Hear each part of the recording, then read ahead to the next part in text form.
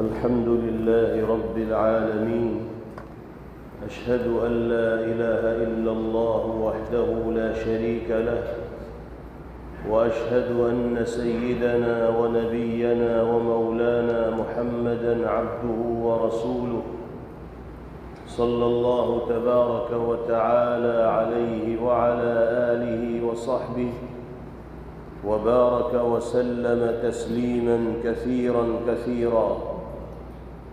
أما بعد، فعن عبد الله بن عمر رضي الله تعالى عنهما أنه قال: قال رسول الله صلى الله عليه وسلم: الاقتصاد في النفقة نصف المعيشة، والتودد إلى الناس نصف العقل، وحسن السؤال نصف العلم. رواه الإمام البيهقي رحمه الله في شعب الإيمان. سرکار دو عالم جناب محمد الرسول اللہ صلی اللہ تعالی علیہ وسلم نے امت کے سامنے جو ہدایات و تعلیمات پیش فرمائی ہیں، ان پر عمل نہ صرف یہ کہ آخرت کی کامیابی کا باعث و ذریعہ ہوتا ہے، بلکہ دنیاوی فوز و فلاح اور کامیابی کا دار و مدار بھی پیغمبر علیہ السلام کی تعلیمات و ہدایات پر عمل کرنے میں۔ اللہ نے آپ کی زبان مبارک سے ادا ہونے والے جملوں کو وہ جامعیت عطا فرمائی ہے کہ جو انسان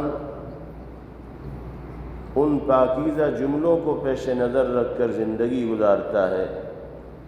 اللہ تعالی دنیاوی اعتبار سے بھی ترقیات سے اسے مالا مال فرماتے ہیں، اور اخروی اعتبار سے بھی سعادتیں اور سرخروئی اس کا مقدر بنتی ہیں۔ اس وقت ہم نے آپ کے سامنے نبی کریم علیہ السلام کا جو ارشاد گرامی نقل کیا ہے،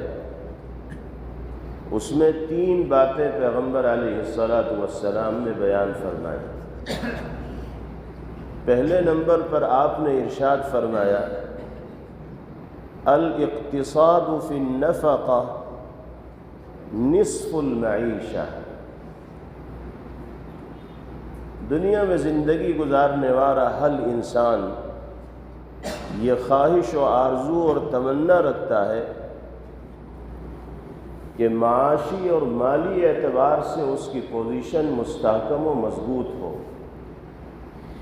اور آمدنی کے ایسے ذرائع اللہ اس کو عطا فرمائے کہ وہ بآسانی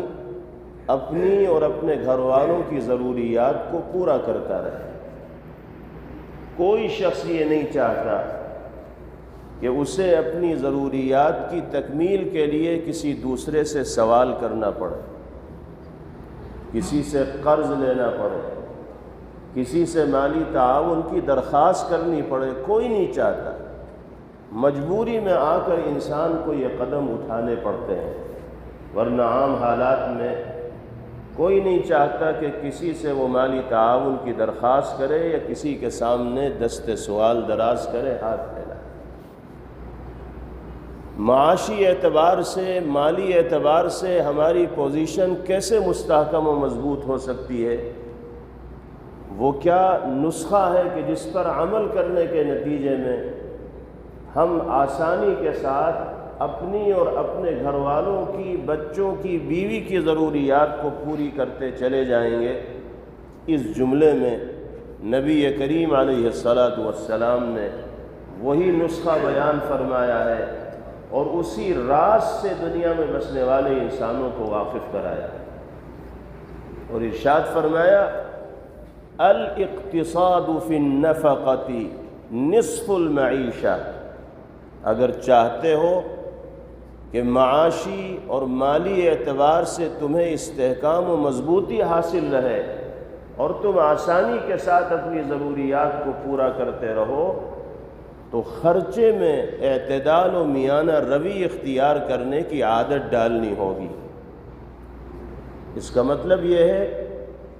کہ جتنی چادر اللہ نے تمہیں عطا فرمائی ہے اتنے ہی پیر پھیلانے کا مزاج بناؤ۔ حلال ذریعے سے جتنی آمدنی اللہ نے تمہارے لیے مقدر فرمائی ہے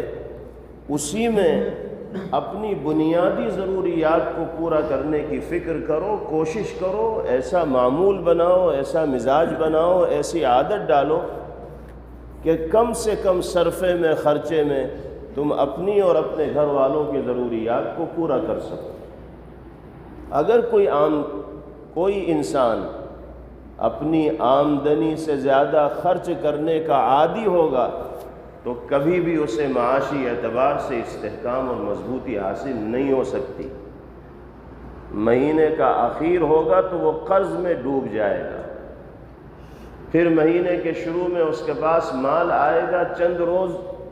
وہ اس مال کو خرچ کرے گا اور پھر آخر تک پہنچتے پہنچتے وہ قرض کے اس جال کے اندر پھنس جائے گا۔ نبی کریم علیہ السلام فرماتے ہیں کہ اگر معاشی اعتبار سے مضبوطی حاصل کرنا چاہتے ہو تو خرچے میں اعتدال اور میانہ روی اختیار کرنی ہوگی۔ اعتدال کا کیا مطلب ہے؟ دو چیزیں ہیں، ایک وہ ہے کہ جس کو اسراف کہا جاتا ہے، اور دوسری چیز وہ ہے کہ جس کو بخل اور کنجوسی کہا جاتا ہے۔ اسراف کا مطلب ضرورت سے زیادہ خرچ کرنا، حیثیت سے زیادہ خرچ کرنا، اور بخل کا مطلب ضرورت پر بھی خرچ نہ کرنا، پیسے سے ایسی محبت کا اظہار کرنا کہ بنیادی ضروریات سامنے ہیں لیکن اس کو پورا کرنے کے لیے جیب سے $1 باہر نہیں نکل رہا ہے، $2 باہر نہیں نکل رہے ہیں، تو یہ بخل ہے، اور یہ دونوں صفتیں اللہ کو ناپسند ہیں۔ بلا ضرورت خرچ کرنا یہ بھی اللہ کی ناراضگی کو دعوت دینے والا عمل ہے، اور حیثیت و استطاعت کے باوجود ضرورت میں خرچ نہ کرنا جس کو بخل کہا جاتا ہے، کنجوسی کہا جاتا ہے، یہ بھی اللہ کی نگاہ رحمت سے محروم ہونے کا سبب و ذریعہ ہے۔ نبی کریم علیہ السلام نے ارشاد فرمایا، البخیل بعید من اللہ بعید من الناس قریب من نار جہنم۔ بخل و کنجوسی کا مظاہرہ کرنے والا انسان اللہ سے بھی دور ہو جاتا ہے، اللہ کے بندوں سے بھی دور ہو جاتا ہے، اور جہنم سے قریب ہو جاتا ہے۔ والسخی قریب من اللہ وقریب من الناس وقریب الی الجنہ۔ اور جو سخاوت کا مظاہرہ کرتا ہے، وسعت قلبی کا مظاہرہ کرتا ہے، کشادہ ظرفی کا مظاہرہ کرتا ہے، اللہ کی جانب سے عطا کردہ مال کو شریعت کے دائرے میں رہتے ہوئے ضرورت مندوں کے درمیان خرچ کرتا ہے، اپنی بیوی بچوں پہ خرچ کرتا ہے، گھر والوں پہ خرچ کرتا ہے، والدین پر خرچ کرتا ہے، وہ اللہ کے بھی قریب ہو جاتا ہے، اللہ کے بندوں کے بھی قریب ہو جاتا ہے، اور جنت کا قرب بھی اللہ اس کو عطا فرماتا ہے۔ یاد رکھیے،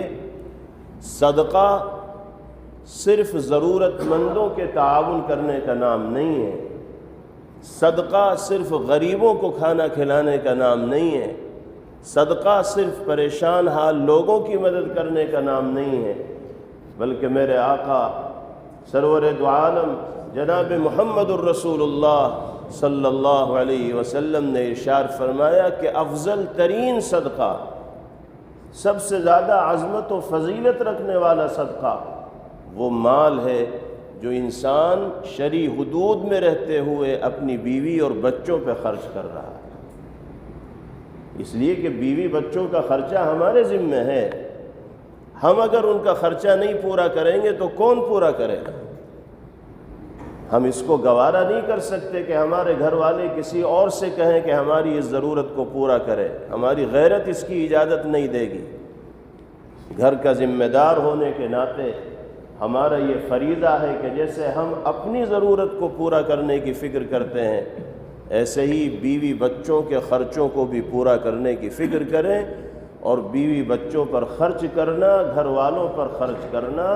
عبادت کے برابر ثواب رکھنے والا عمل ہے۔ لوگ عبادت صرف نفل نماز پڑھنے کو سمجھتے ہیں، عبادت صرف قرآن کی تلاوت کو سمجھتے ہیں، عبادت صرف اللہ کے ذکر کو سمجھتے ہیں۔ یقیناً یہ تمام کے تمام اعمال عبادت ہیں، لیکن بیوی کو خوش رکھنا، اس کی ضروریات کو پورا کرنا، بچوں کی نگرانی اور نگہداشت اور ضروریات کو پورا کرنے کے لیے خرچ کرنا، یہ بھی اللہ کی نگاہ میں اعلیٰ درجے کی عبادت ہے، اور عبادت سمجھ کر ہی اس عمل کو انجام دینا چاہیے۔ تو بخل بھی اللہ کو ناپسند، اور اسراف بھی اللہ کو ناپسند۔ اسراف کا مطلب فضول خرچ کرنا، نام و نمود کے لیے، ریا اور دکھاوے کے لیے، شہرت حاصل کرنے کے لیے مختلف مواقع پر اور مختلف مناسبتوں سے خرچ کرنا، حیثیت و استطاعت سے زائد بلا ضرورت، یہ اسراف ہے۔ اور اسراف کو قرآن مقدس میں شیطانی عمل قرار دیا گیا۔ ارشاد ربانی ہے وَلَا تُبَذِّرْ تَبْذِيرًا، فضول خرچی مت کرو، بے وجہ پیسے کو پانی کی طرح مت بہاؤ۔ ان المبذرین كانوا اخوان الشیاطین وكان الشیطان لربه کفورا، اس لیے کہ فضول خرچی کرنے والے یہ سب کے سب شیطان کی جماعت کے افراد ہیں، شیطان کے بھائی بندو ہیں، شیطان کے مشن اور تحریک کا حصہ ہیں۔ وَكَانَ الشَّيْطَانُ لِرَبِّهِ كَفُورًا، اور شیطان اپنے رب کا ناشکرا ہے۔ جو اس کی جماعت کا فرد ہوگا، اس کی گنتی اور اس کا شمار بھی ناشکر انسانوں میں ہوگا، اس کا شمار بھی ناشکروں میں ہوگا اور ناقدروں کے اندر ہوگا۔ اللہ ہمیں معاف فرمائے۔ اسراف و فضول خرچی کی وبا ہمیں اپنے سماج و معاشرے میں عام دکھائی دیتی، خاص طور پر شادی بیاہ اور دیگر تقریبات کے مواقع پر لین دین کا جو سلسلہ ہے، رسومات کا جو سلسلہ ہے، خرچوں کا جو سلسلہ ہے، وہ ختم ہونے کا نام نہیں لیتا۔ کھانے کے نام پر 10، 20، 30، 50 آئٹم بنائے جاتے ہیں، ڈیکوریشن کے نام پر لاکھوں اور کروڑوں روپے خرچ کر دیے جاتے ہیں، اور اس خرچے کو تقریب کا ایک لازمی جز اور حصہ تصور کیا جاتا ہے، حالانکہ اگر اسی خرچے کو قابو میں رکھ کر انجام دیا جاتا تو کئی بچوں اور بچیوں کو اسی خرچے کے ذریعے نکاح کے بندھن میں باندھا جا سکتا تھا اور ان کی شادی کا نظم اور بندوبست کیا جا سکتا تھا۔ نبی پاک علیہ السلام یہی فرما رہے ہیں کہ اسراف سے بھی بچو اور بخل سے بھی بچو۔ درمیان کی جو راہ ہے اسی کو میانہ روی کہا جاتا ہے، اسی کو اعتدال کہا جاتا ہے، اسے اختیار کرنے والے بنو۔ جب درمیانی راہ کو اختیار کرو گے تو تمہاری آمدنی میں توازن پیدا ہوگا اور معاشی اعتبار سے کبھی تم پریشانی کا سامنا نہیں کرو۔ قرآن پاک میں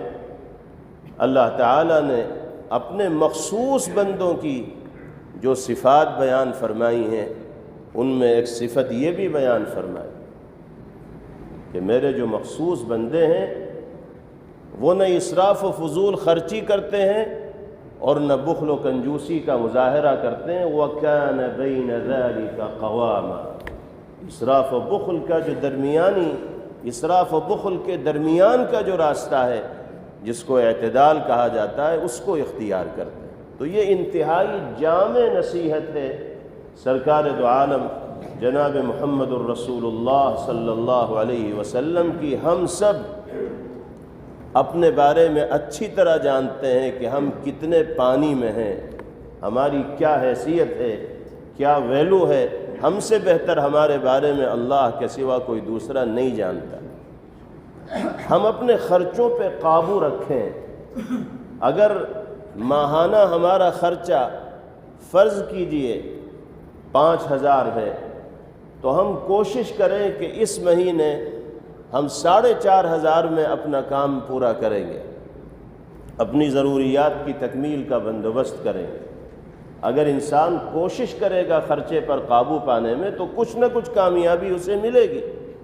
اور اگر وہ کوشش ہی نہیں کرے گا تو آرزوئیں اور تمنائیں کبھی ختم نہیں ہوتی۔ اس کے بارے میں تو پیغمبر علیہ السلام نے فرمایا کہ انسان کو 2 وادی بھر کے سونا بھی اگر دے دیا جائے تو چاہے گا کہ تیسری وادی بھی مل جائے۔ یہ جو حرص ہوتی ہے، طمع ہوتی ہے،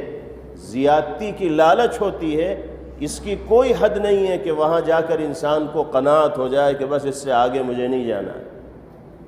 یہ تو ایسی چیز ہے کہ فطری طور پر انسان اس کی طرف راغب ہوتا ہے، اور جتنا اللہ کی طرف سے ملتا ہے اس سے زیادہ حاصل کرنے کی ہر مرحلے میں کوشش کرتا ہے۔ اس میں کوئی حرج کی بات بھی نہیں ہے اگر دائرۂ شریعت میں رہتے ہوئے سارے کام کیے جا رہے ہیں، لیکن خرچوں پر قابو پانا بہت زیادہ ضروری ہے۔ اگر اللہ نے مالی اعتبار سے فراوانی عطا فرمائی ہے تو اس کا مطلب یہ نہیں ہے کہ ہم منمانی کریں اور جس طرح چاہیں پیسہ خرچ کریں۔ جیسے مالداروں سے سوال ہوگا اللہ کے ہاں کہ تم نے مال کہاں خرچ کیا، ایسے ہی متوسط طبقے سے تعلق رکھنے والے لوگوں سے بھی سوال ہوگا، اور معاشی اعتبار سے نچلے درجے سے تعلق رکھنے والے افراد سے بھی سوال ہوگا۔ اللہ کے یہاں مواخذے کا سامنا تو سب کو کرنا پڑے گا، اس لیے ہم سب کو اپنے گریبان میں جھانکنا چاہیے، اپنی حیثیت سے باخبر رہنا چاہیے، اور اپنے خرچوں پہ قابو پانے کی کوشش کرنی چاہیے۔ اگر ہم نے اس جانب توجہ دی، اپنے نوجوان بچوں کو اس جانب متوجہ کیا، تو انشاءاللہ معاشی اعتبار سے استحکام و مضبوطی ہماری زندگی کا لازمی حصہ بنے گی۔ ماہانہ طور پر بچت ہوگی، اس کو ہم دیگر کاروبار میں، تجارت میں یا منافع بخش شکلوں کے اندر استعمال کریں گے تو اللہ کی جانب سے اس میں خوب خوب برکتیں مقدر کی جائیں۔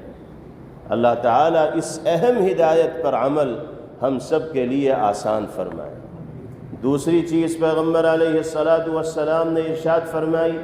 وَالتَّوَدُّدُ إِلَى النَّاسِ نِصْفُ الْعَقْلِ۔ عقل مندی یہی نہیں ہے کہ تم ملینر بن جاؤ، کروڑ پتی اور ارب پتی بن جاؤ، بنگلے بنا لو اور گاڑیاں خرید لو اور بڑے بزنس مین بن جاؤ۔ عقل مندی صرف اسی کا نام نہیں ہے، فرمایا کہ اصل عقل مندی یہ ہے کہ اللہ کے بندوں کے ساتھ محبت و ہمدردی کا معاملہ کرنے والے بنو۔ یہ ہے عقل مندی کا تقاضا۔ بلینئر بننے میں بھی کوئی حرج نہیں،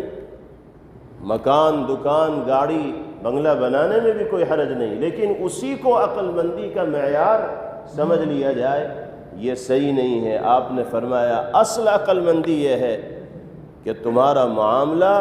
اللہ اور اس کے بندوں کے ساتھ شریعت و سنت کے مطابق ہونا چاہیے، تمہارا کردار بہت پاکیزہ ہونا چاہیے،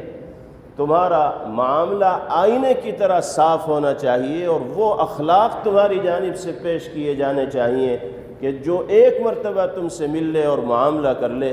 تو وہ ساری زندگی تمہاری محبت کا اسیر ہو جائے، متاثر ہو جائے، اور یہ کہنے پر مجبور ہو کہ معاملے کی مثال اگر دیکھنی ہے تو فلاں آدمی سے دیکھی جائے۔ یہ وہ کردار ہے جس کا نمونہ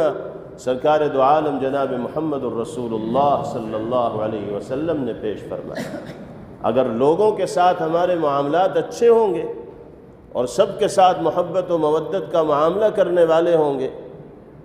کسی کی ٹانگ کھینچنے کی کوشش نہیں کریں گے، کسی کو بے عزت، ذلیل اور رسوا اور بدنام کرنے کی کوشش نہیں کریں گے، تو ہمارا ذاتی فائدہ بھی ہوگا، کاروباری فائدہ بھی ہوگا اور اخروی فائدہ بھی ہوگا۔ ذاتی فائدہ یہ ہوگا کہ ہم لوگوں سے محبت کا معاملہ کریں گے، حسن خلق کا مظاہرہ کریں گے، تو خود بخود اللہ اپنے بندوں کے دلوں میں ہماری محبت پیدا فرمائے۔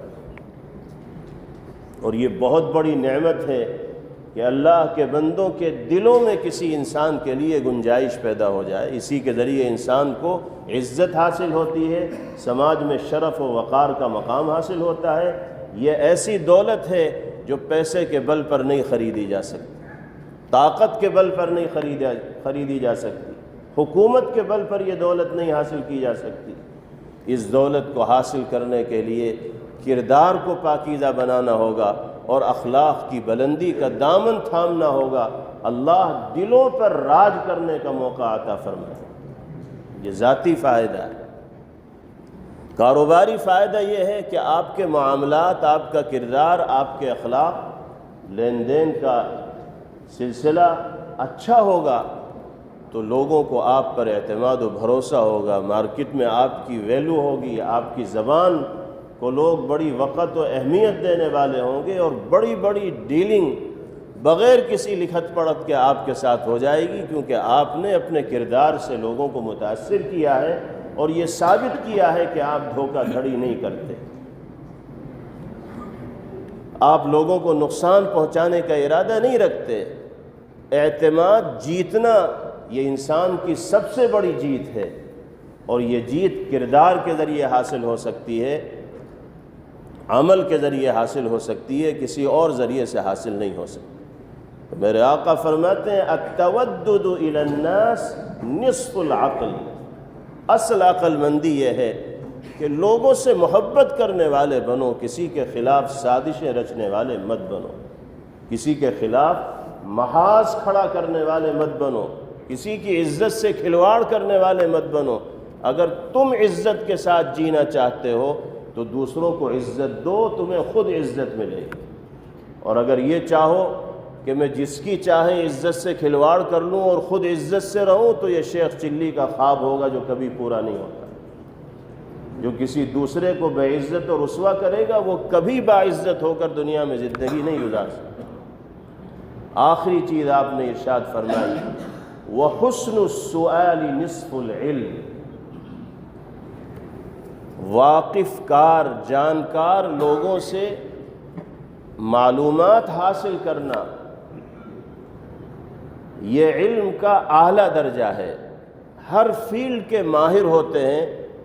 ان کو اس میدان کے سلسلے میں جو معلومات ہوتی ہیں کسی دوسری فیلڈ سے تعلق رکھنے والے انسانوں کو اس سلسلے میں وہ معلومات نہیں ہوتی۔ ہمیں جس فیلڈ کے سلسلے میں معلومات حاصل کرنی ہے تو اس فیلڈ کے ماہر سے ہمیں رابطہ کرنا ہوگا اور اس سے معلومات حاصل کرنی ہوگی۔ اگر ہم صحیح علم حاصل کرنا چاہتے ہیں تو اچھے انداز میں سوال کرنا ہوگا، سلیقے کے ساتھ معلومات حاصل کرنی ہوگی۔ اب دینی اعتبار سے اگر ہمیں رہنمائی چاہیے، عقائد و ایمانیات کے باب میں ہمیں کسی سلسلے کی معلومات چاہیے، مسئلے مسائل کے حوالے سے اگر ہمیں کوئی معلومات چاہیے، تو ظاہر سی بات ہے حضرات علماء کرام اور مفتیان کرام ہی کی خدمت میں جایا جائے گا، انہی سے رابطہ حاصل کیا جائے گا، انہی سے سوالات کیے جائیں گے، اور وہیں سے مختلف سوالات کے تشفی بخش جوابات ملیں گے، کیونکہ اللہ نے ان کو اس میدان میں مہارت عطا فرمائی ہے اور انہوں نے اپنی زندگی کے قیمتی اوقات، ماہ و سال اس میدان میں صرف کیے ہیں، تو ان کو ایک خاص ملکہ اور ذوق حاصل ہو گیا۔ آپ کسی عالم سے اگر ڈاکٹری اور طب کے معاملے میں مشورہ لیں گے تو وہ عالم آپ کو کیا مشورہ دے پائیں گے؟ وہ ان کا میدان ہے ہی نہیں۔ اسی طرح اگر آپ کسی ڈاکٹر صاحب سے دینی معاملات میں کوئی مشورہ لیں گے، کوئی مسئلہ ان سے دریافت کریں گے،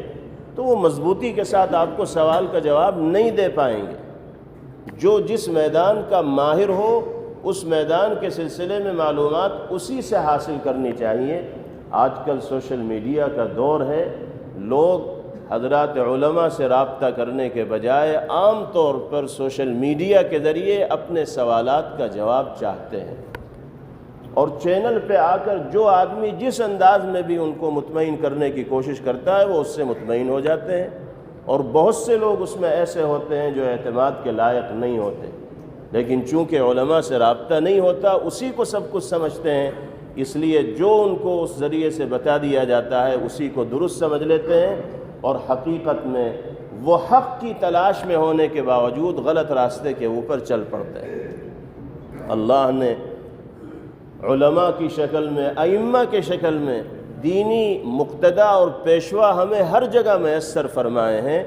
ہمیں اپنے علماء اور ائمہ اور مفتیان کرام سے مربوط رہنا چاہیے، جڑا ہوا رہنا چاہیے۔ جیسے ہر گھر کا ایک فیملی ڈاکٹر ہوتا ہے، ایسے ہی ہر مسلم گھرانے کا ایک عالم سے مضبوط رشتہ ہونا چاہیے، اور ہر معاملے میں ان سے مشورہ کر کے پھر قدم اٹھانا چاہیے۔